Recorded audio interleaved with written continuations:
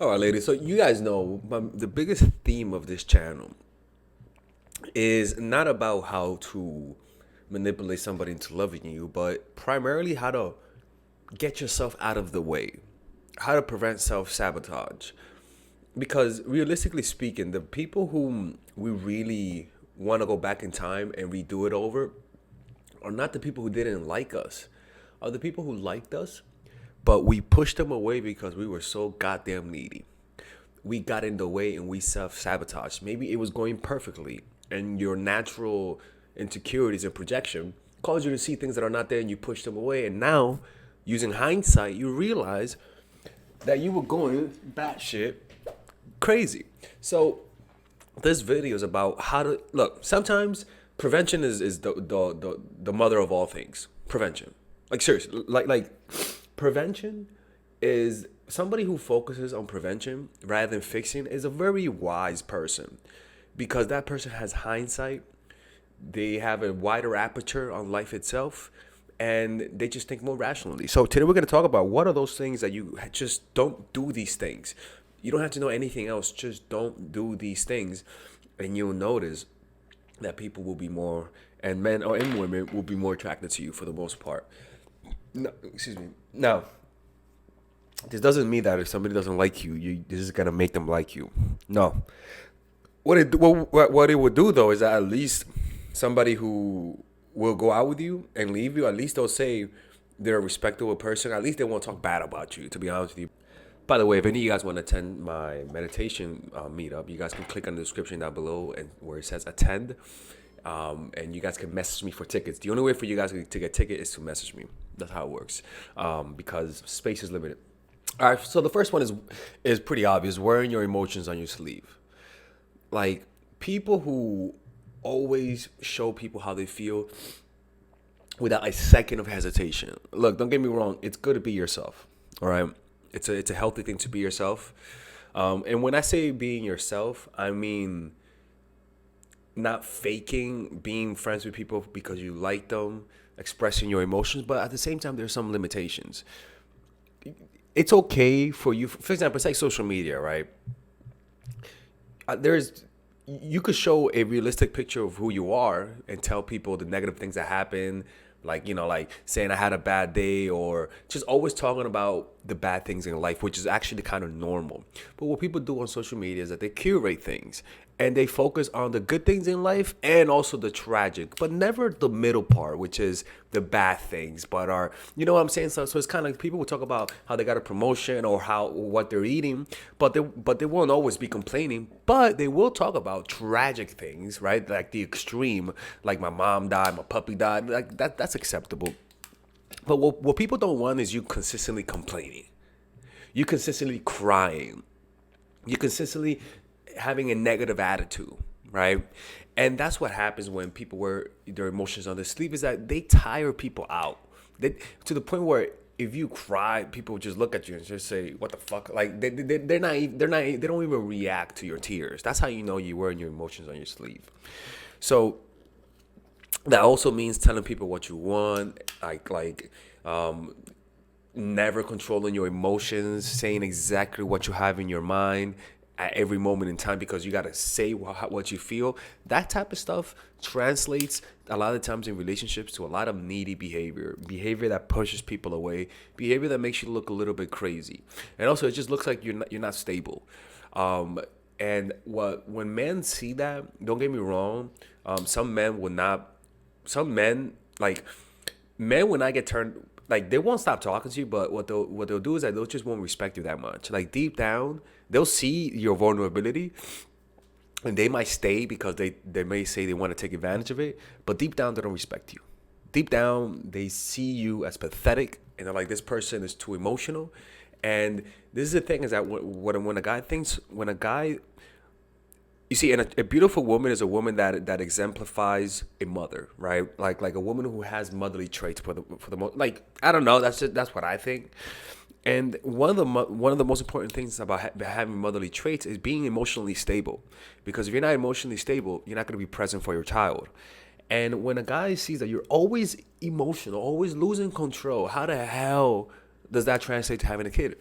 And a lot of the times that's how guys use as a judgment to judge people based on that.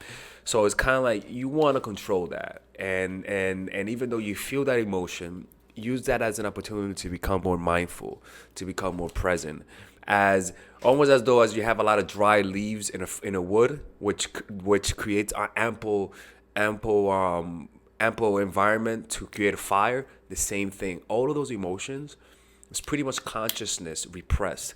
You want to observe those emotions. You want to see it, not run away from it, because a lot of times the crying and the sadness and wearing your emotions on your sleeve is just your way to get attention. And it's normal, it's human nature, but you have to work on that because it sabotages you. The second thing is, this is a big one, having expressive eyes and gestures. In other words, the psycho vibe. Look, I honestly, this is the creepiest one. All right, I've dated women who I went out on a date and they just give me the psycho eyes, or even people who you meet, they give you psycho eyes. And the reason why some people give you psycho eyes, one, they're naturally expressive, right? And so they're naturally in real life expressive. In fact, if you see that person who's giving you the psycho eyes, if you see them in real life, you'll notice that they're just naturally more expressive than most people. What happens is that when people get nervous, two things happen. They either amplify their nonverbals, or they diminish their nonverbals out of anxiety, right? They just won't look at you, they'll look down. So if you have somebody that's naturally expressive and their natural reaction to their nervousness is to talk more and to be more expressive and take up more space, it'll create the, hey, how's it going? Nice to meet you. Get out of here. And it'll feel like almost like it is in disingenuous vibe from them. And that type of stuff makes you look a little crazy. And some guys and girls, to be honest with you, not just women, like most people will get turned off by it. Me, I've seen that in people. Personally, I don't mind because I understand most of the time it's nervousness. And what I'll notice is that they'll first act that way, and the more comfortable they get with me, I'll notice that those nonverbals will get lower and they'll actually act normal. The thing is that I understand they're nervous. Most people don't. Most people just think you're fucking crazy, all right? So lower your nonverbal. Stop being so goddamn expressive. Stop speaking so loud, so fast, so quickly. Stop responding so quickly, and just slow things down. Because then you're just going to give psycho vibes. The next one is too masculine.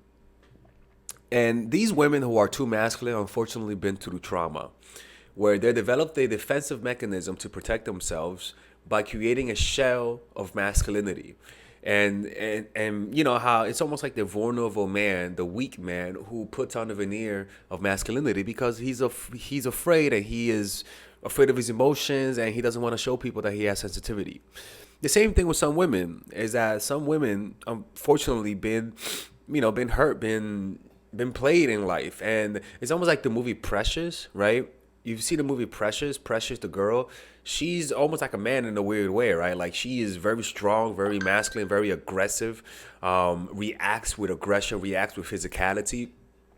And the reason why she's like that is because she was abused. You know what I'm saying? She was abused, and she was really, she didn't know how to react. And so she developed a defensive mechanism of masculinity. And that's where, and there's nothing wrong with a masculine woman. The problem is that, unfortunately, when it comes to dating, it doesn't help you. Now, it'll help you in your career, right? Where if you develop masculine traits, assertiveness, right? Being super independent, not needing help and stuff like that. Not needing help. I mean, even men need help. But it actually helps you in your business life, but it just doesn't help you with dating, because a man wants at least the illusion. You don't have to be this. Just give him the illusion that you need him, that you need help, that you're not that you depend on him. You can give him the illusion of that, right?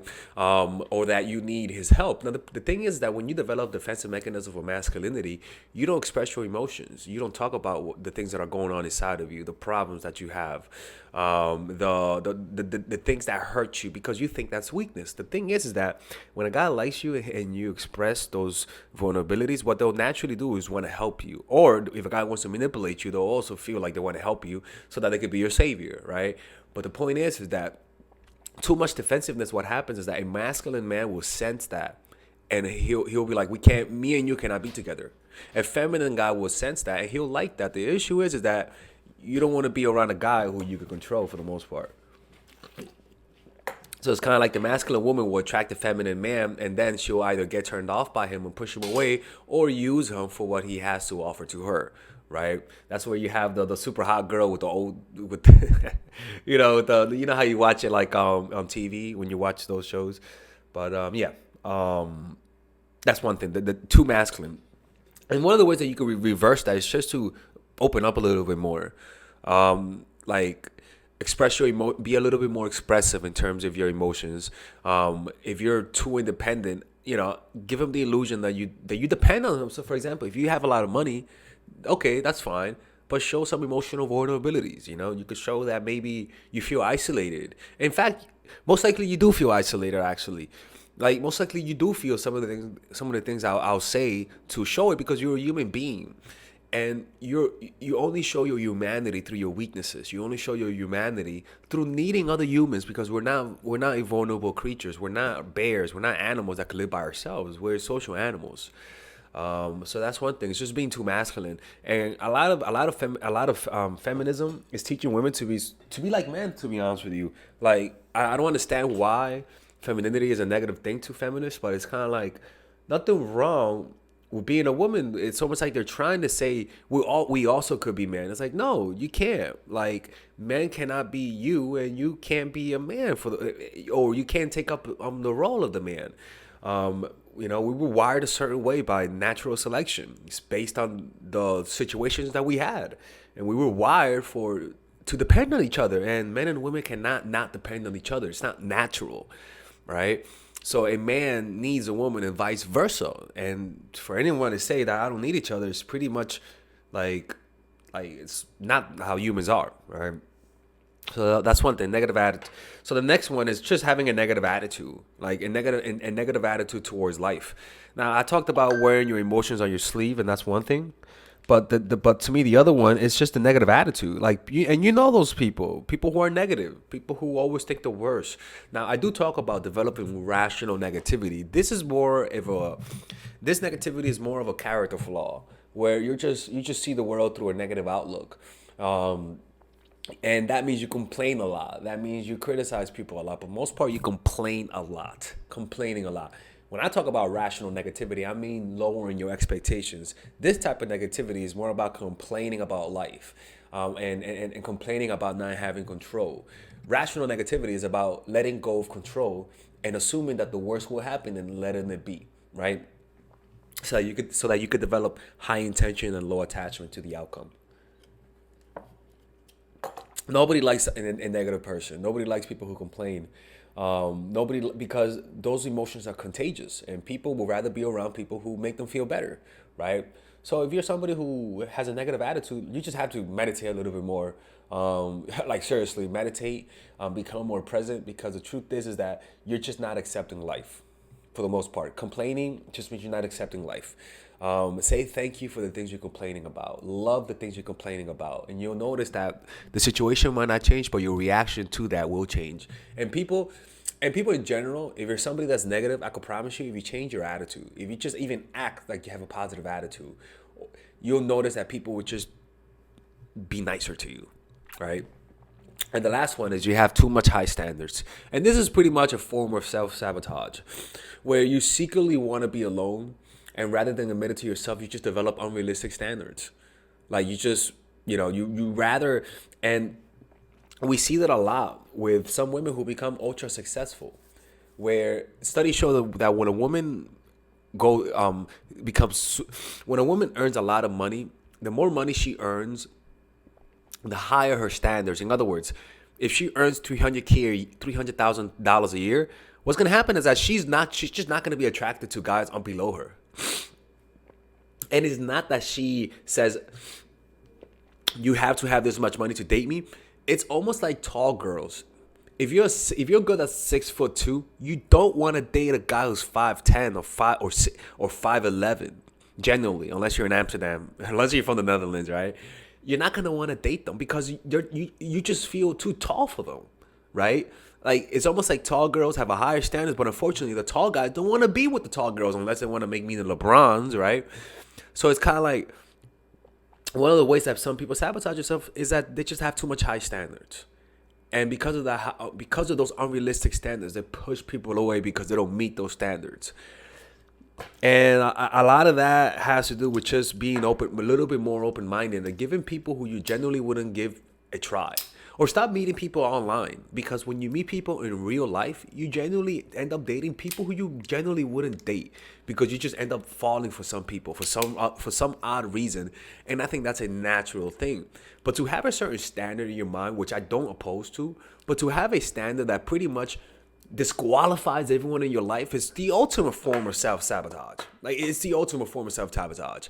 So if your standards are too high, where everyone around you is not good enough for you. Now, look, there is legit an argument where everyone around you is legit not good, okay? And I understand that. If you're in Nazi Germany, okay. But I'm talking where you're in the city, like, for example, New York City, and there is nobody good enough for you, girl. Your standards are too high. Like, date a normal dude. Like, date fucking Bob the cashier and see what happens. Like sometimes we have to shake things up and see what will happen. I like to date people who I normally wouldn't date, to be honest with you. Like, for example, like, usually Asian girls usually wouldn't like me. I don't know why, but when I was younger, Asian girls, they didn't go out with me. Why? I don't know. But even though it never worked out in the past, I still give them a try. And surprisingly, it actually worked out one time, actually. Actually, what's funny, what's the irony is that this year, a lot of Asian, like, it's almost like life is like saying, we're making it up for you. Like, a lot of Asian girls are legit, like, I don't know what it is, but like, they're just pursuing me. I don't fucking know. Maybe there was like a memo in the Asian community. But they're changing my mind, people, ladies and gentlemen. But it's good. But for women, though, I mean, like, for example, if a woman has a standards where she said, I would never date a guy who's not under 6 foot, who's not over 6 foot. Date a guy who's 5'10". Give him a try. You only say that because you're 5'10", Alexis. Yeah, I am 5'10", right? But, like, you know, give it a try. If you only date guys that are black, give a white guy a try. Who knows? Like, sometimes you get to know yourself by trying new things. That's how you get to know yourself. You don't get to know yourself by sitting down and saying, who am I? No, you get to know yourself by trying this type of food. And you're like, oh, I'm the type of person that doesn't like this. You date this type of guy. Oh, I don't like this. And you try new things. And through trying new things and not liking them, you get closer to what you like. And when you get closer to what you like, it's pretty much another way of getting to know yourself, right? So that's one thing. Just your standards are too high, man. You gotta lower them. Look, man. Sometimes you gotta know where you are in life. You gotta know where your value is relative to other people. You have to. It's fucked up. Yeah, I want to say everyone is valuable, and that's true. But when it comes to the sexual market value, it's a little different, and we have to adjust it. And hopefully things work out for the better, to be honest with you. But yeah. Anyways, I hope you guys enjoyed this video. Let me know if you guys ever want to work with me one-on-one. Click on the description down below to work with me one-on-one. If you guys have any questions that you guys want me to answer, click on the description down below to work with me. Become a Patreon supporter. Help me pay for art school, ladies and gentlemen. And yeah. Anyways, I'll see you guys later. And come to the meditation thing, people. I'm closing the channel. All right, ladies. So finally, I have released my second course for women, which is natural chemistry. This course is a 5-week course. 5-week course where every week you're going to get a new set of videos based on specific issues. This course is all about how to create and maintain the attraction in any man. This will help you create love. This will help you deepen the love with your man. This is not about manipulation. This is not about playing games. This is genuine natural chemistry. No more short-term partners. No more being fooled. Why? Because I will reveal to you not only how to create attraction in the first week, but also how to understand male nature, how to understand their tricks, how to prevent from being too attached, signs that he's the wrong guy, signs that he's a narcissist, signs that he's a mama's boy, signs that he's an emotionally available guy, emotionally unavailable guy. We go over everything. We go over this third week, setting boundaries. We go over the third week, controlling your emotions, right? Setting boundaries, fourth week. Fifth week, embracing your masculine and the feminine, right? And on top of that, I have over 10 different bonuses. 10 different bonuses, my Lord have mercy, right? With a money back guarantee. The bonus are one, the natural chemistry, over 10 hours of content, right? The breakup formula, how to deal with a breakup, right? The connecting with your man, right? Establishing a life of abundance, social mastery, understanding your dark side, the goal setting seminar, which is about how to set and achieve goals, practical mastery that will teach you how to master anything, the laws of human nature. I have a book club for the laws of human nature with over 4 hours of content, right? The transformational seminar in a pocket, which is my mindfulness seminar, and the Chase audiobook. This originally is $1,800, but you get it starting at $97, ladies and gentlemen, right? $97. We have different packages, but all of this starts at $97. And you know what? You can check it out for free if you want. Yeah, for all the freeloaders, I have free videos just for you. Free videos, all right? So you could just check it out for free, and then you could get out. Nothing wrong with that, all right? So, and on top of that, it comes with a 30-day money-back guarantee. No questions asked. That's right. No questions asked. I don't mind. I just want you guys to check it out because I know when you take one look, you're going to want to buy it. I can promise you. Just like my other course, the psychological game of attraction, it was a hit. You're going to love this one. This one is not about manipulation. This is genuine natural chemistry. Order it now, all right? I'll see you guys inside. Peace out.